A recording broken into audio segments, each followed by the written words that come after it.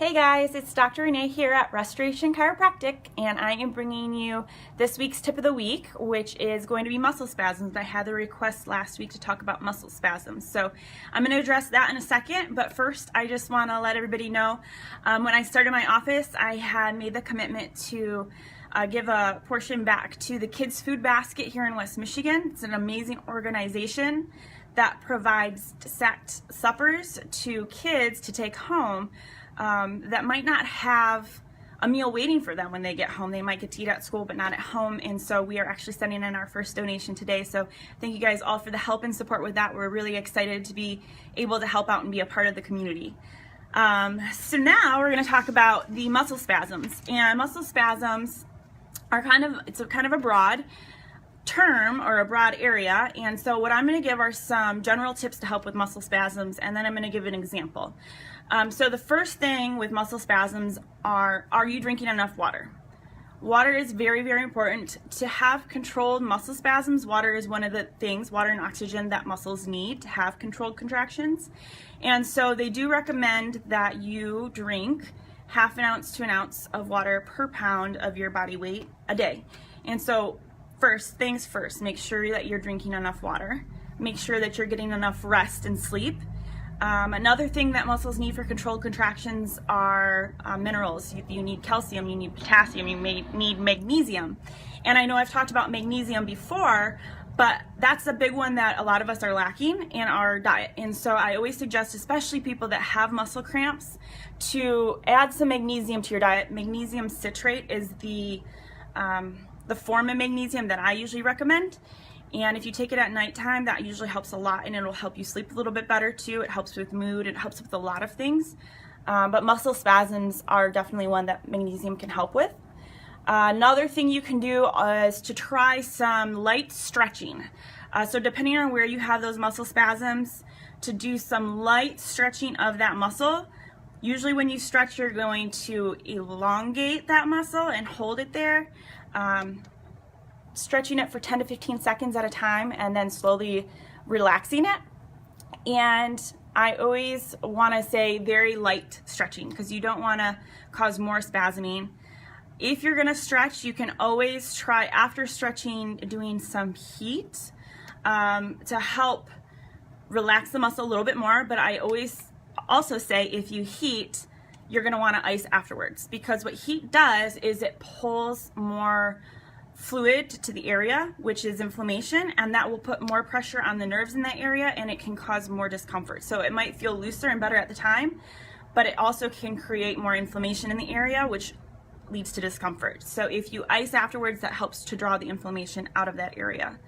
I'm a big fan of massage. I think massage is great. They can get in there and really work on those muscle spasms and knots as well.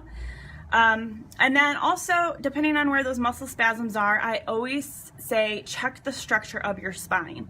And so that's something that I kind of want to explain, and I'm a visual person, so I'm going to use a visual. I'm going to use my spine to explain this. And the way that I can best show, and this is just an example, a lot of people will complain about neck and shoulder discomfort and spasming in that area and muscle knots in that area. And they get massages and then it comes back, or they try this and then it comes back, or a different pillow and then it comes back. And a reason could be that the structure of the spine is not where it's supposed to be. And so this is what a spine would look like from the side. This is where the head, the brain is, facing this way. And then you have a nice smooth banana shaped curve to the neck. Structurally, this is where we want our spine to be, with that nice smooth curve. And so this rubber band here is just an example of a muscle. So we do have muscles that attach to the back of our skull and down our spine. One called our trapezius, that most people have heard of, attaches and it runs, the origin is along the spine here, and then it kind of runs out to your shoulder, comes back down lower. But here is where, yeah, there's tension on that muscle, but it's relaxed. If we were to take that structure of the spine and we were to pull that head straight, so for example, your ears should be over your shoulder, but if we start to do this, which is what a lot of us do when we're sitting at our computers, or we're looking on our phones, or we're driving and we're kissing the steering wheel, all of those things, when our head goes forward, you can see how it puts extra tension on those muscles in the back of the neck. And when that tension's there, that means that those muscles have to work extra hard.